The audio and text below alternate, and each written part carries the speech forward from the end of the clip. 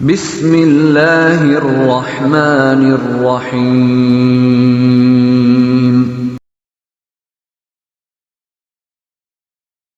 السلام علیکم ورحمۃ اللہ وبرکاتہ۔ الحمد للہ رب العالمین والصلاة والسلام علی خیر خلقہ محمد وآلہ وصحبہ اجمعین، اما بعد۔ اعوذ باللہ من الشیطان الرجیم، بسم اللہ الرحمن الرحیم۔ شہر رمضان الذی انزل فیہ القرآن هدى للناس وبینات من الہدی والفرقان۔ ناظرین کرام، برادران اسلام، آج کے درس کا موضوع ہے قرآن مجید کی تلاوت کے فضائل و برکات۔ برادران اسلام، ماہ رمضان المبارک قرآن کریم کے نزول کی سالگرہ ہے، اس لیے اس ماہ کو قرآن کریم سے گہرا ربط و تعلق ہے۔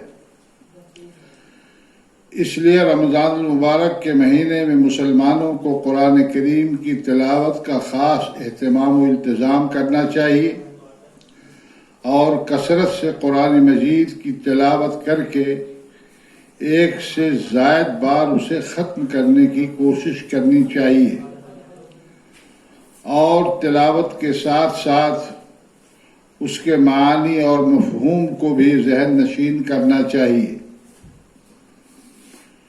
اس لیے کہ اسی مقدس و بابرکت مہینہ کی شب قدر میں قرآن کریم سراپا رشد و ہدایت بن کر لوح محفوظ سے آسمان دنیا پر نازل کیا گیا۔ جیسا کہ اللہ تعالیٰ کا ارشاد ہے، شہر رمضان الذی انزل فیہ القرآن ہدی للناس وبینات من الہدی والفرقان۔ ماہ رمضان وہ مبارک مہینہ ہے جس میں قرآن اتارا گیا، جو لوگوں کو ہدایت کرنے والا ہے اور جس میں ہدایت کی اور حق و باطل کی تمیز کی نشانیاں ہیں۔ اللہ رب العالمین نے فرمایا، انا انزلناہ فی لیلۃ القدر، یقیناً ہم نے قرآن کو شب قدر میں نازل فرمایا۔ اللہ رب العالمین نے ایک اور آیت کریمہ میں ارشاد فرمایا، انا انزلناہ فی لیلۃ مبارکہ، یقیناً ہم نے اسے بابرکت رات میں اتارا ہے، اور یہ بابرکت رات، قدر والی رات، اللہ کے نبی جناب محمد رسول اللہ صلی اللہ علیہ وسلم کے فرمان کے مطابق اسی مہینے کے آخری عشرے کی طاق راتوں میں سے کوئی ایک رات ہے۔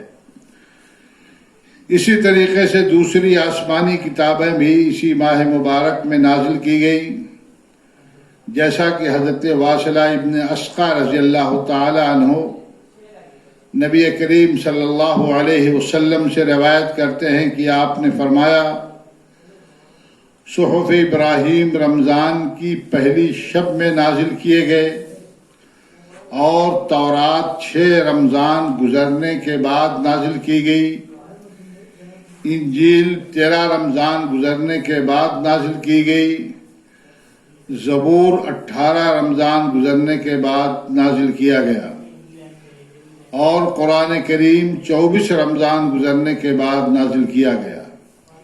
یہ مسند احمد کی روایت ہے۔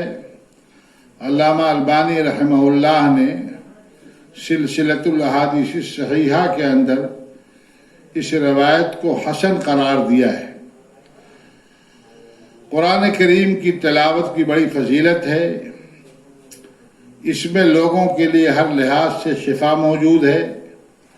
اس کی تلاوت سے لوگوں پر اللہ کی رحمت نازل ہوتی ہے، انہیں سکون قلب نصیب ہوتا ہے، آلام و مصائب سے نجات ملتی ہے، نیز پریشانی اور غم دور ہو جاتے ہیں، جیسا کہ اللہ تعالیٰ نے کئی مقامات پر ان فوائد کا ذکر کیا ہے۔ اللہ رب العالمین نے سورہ الاسراء کے اندر ارشاد فرمایا وَنُنَزِّلُ مِنَ الْقُرْآنِ مَا هُوَ شِفَاءٌ وَرَحْمَةٌ لِّلْمُؤْمِنِينَ وَلَا يَزِيدُ الظَّالِمِينَ إِلَّا خَسَارًا۔ یہ قرآن جو ہم نازل کر رہے ہیں مومنوں کے لیے تو سراسر شفا اور رحمت ہے، ہاں ظالموں کو بجز نقصان کے اور کوئی زیادتی نہیں ہوتی۔ اللہ رب العالمین نے سورہ حامیم السجدہ کے اندر ارشاد فرمایا قُلْ هُوَ لِلَّذِينَ آمَنُوا هُدًى وَشِفَاءٌ۔ اے نبی کریم صلی اللہ علیہ وسلم آپ بتا دیجئے کہ یہ قرآن کریم اہل ایمان کے لیے، مومنوں کے لیے سراپا ہدایت ہے اور اس میں شفا موجود ہے۔ یہ شفا اعتقادی اور عملی بیماریوں کے ساتھ جسمانی امراض کے لیے بھی شفا ہے، جیسا کہ حضرت عائشہ صدیقہ رضی اللہ تعالی عنہا بیان فرماتی ہیں کہ اللہ کے رسول صلی اللہ علیہ وسلم کو جب کبھی کوئی تکلیف ہوتی تھی تو اللہ کے رسول صلی اللہ علیہ وسلم معوذات پڑھ کر کے اپنے اوپر دم کیا کرتے تھے، پھونک مار لیا کرتے تھے۔ حضرت عائشہ صدیقہ رضی اللہ تعالی عنہا بیان فرماتی ہے کہ جب اللہ کے رسول صلی اللہ علیہ وسلم کے مرض الموت میں آپ کی تکلیف بڑھ گئی تو میں اللہ کے نبی صلی اللہ علیہ وسلم کے اوپر معوذات پڑھ کر کے دم کیا کرتی تھی اور برکت کے لیے آپ کے جسم پر آپ کا دست مبارک پھیر دیا کرتی تھی۔ اسی طریقے سے صحیح بخاری کی ایک روایت ہے، حضرت ابو سعید خدری رضی اللہ تعالی عنہ بیان فرماتے ہیں کہ صحابہ کرام رضی اللہ تعالی عنہم اجمعین کی ایک جماعت کہیں سفر پہ گئی۔ وہ ایک بستی سے گزر رہے تھے، رات ہو گئی، وہاں ان لوگوں نے قیام کا ارادہ کرنا چاہا، بستی والوں سے ضیافت کی درخواست کی، ٹھہرنے کی جگہ مانگی۔ بستی والوں نے بدخلقی کا مظاہرہ کیا اور صحابہ کرام رضی اللہ تعالی عنہم اجمعین کو اپنے ہاں ٹھہرنے کی اجازت نہیں دی۔ یہ لوگ آبادی سے نکل کر کے آبادی سے باہر ایک جگہ جا کر کے انہوں نے قیام کیا، اپنا پڑاؤ ڈال دیا، خیمہ ڈال دیا۔ اتفاق سے اسی رات میں بستی کے سردار کو ایک خطرناک بچھو نے ڈنک مار دیا، جس کی وجہ سے وہ بہت زیادہ پریشان ہو گیا۔ پورے گاؤں کے لوگ پریشان ہو گئے، ساری تدبیریں کر ڈالیں، سارا علاج کر ڈالا اور اس کو افاقہ نہیں ہوا۔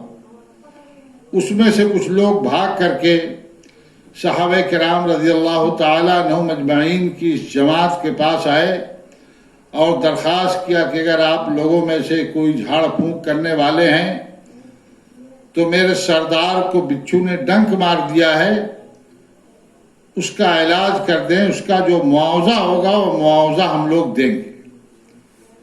صحابہ کرام نے عرض کیا کہ ٹھیک ہے، ہم لوگ اس کا علاج کر دیں گے، ہم دم کر دیں گے، جھاڑ پھونک کر دیں گے، لیکن اس کا معاوضہ لیں گے، بھرپور معاوضہ لیں گے۔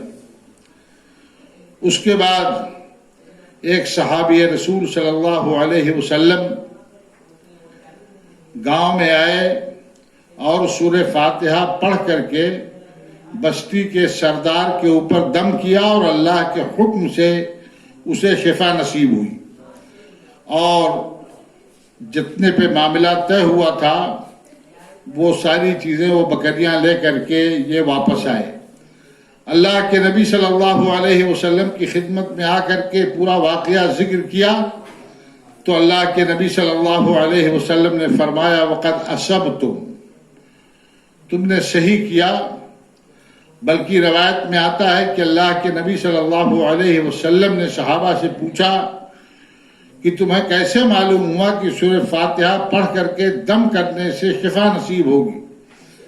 تو صحابہ نے کہا کہ ہم نے سمجھا کہ قرآن کریم کی کوئی بھی صورت پڑھ دیں گے، کوئی بھی آیت پڑھ دیں گے، اس سے رحمت اور برکت اور شفا حاصل ہو جائے گی۔ چنانچہ ہم نے سورہ فاتحہ پڑھ دیا تو اللہ کے نبی صلی اللہ علیہ وسلم نے فرمایا قد اصبتم، تم لوگوں نے صحیح کیا، اور اس کے بعد جو مال ملا تھا اس مال کو تقسیم کیا تو اللہ کے نبی صلی اللہ علیہ وسلم نے فرمایا کہ اس میں میرا بھی حصہ مقرر کرو، میرا بھی حصہ رکھو۔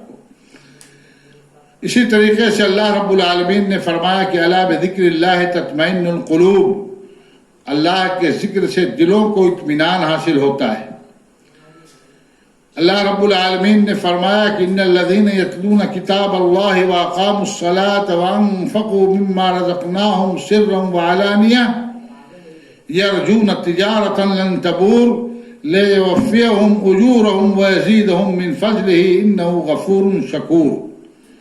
جو لوگ کتاب اللہ کی تلاوت کرتے ہیں، نماز کی پابندی رکھتے ہیں، اور جو کچھ ہم نے ان کو عطا فرمایا ہے اس میں سے پوشیدہ اور علانیہ خرچ کرتے ہیں، وہ ایسی تجارت کے امیدوار ہیں جو کبھی خسارے میں نہ ہوگی، تاکہ ان کو ان کی اجرتیں پوری دے اور ان کو اپنے فضل سے اور زیادہ دے۔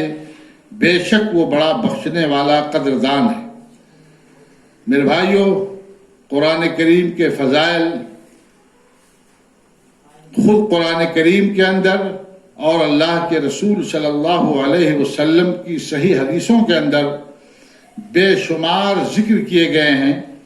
آج انہی چند باتوں پر اپنی گفتگو ختم کر رہا ہوں۔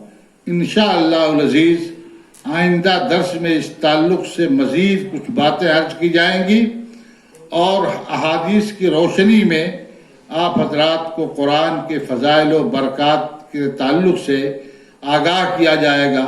اللہ رب العالمین ہم سب کو قرآن مجید کی تلاوت کرنے کی توفیق عطا فرمائے، اور اس سے ہم سب کو زیادہ سے زیادہ فیض یاب ہونے کی اور اس کی برکت سے مالا مال ہونے کی توفیق عطا فرمائے۔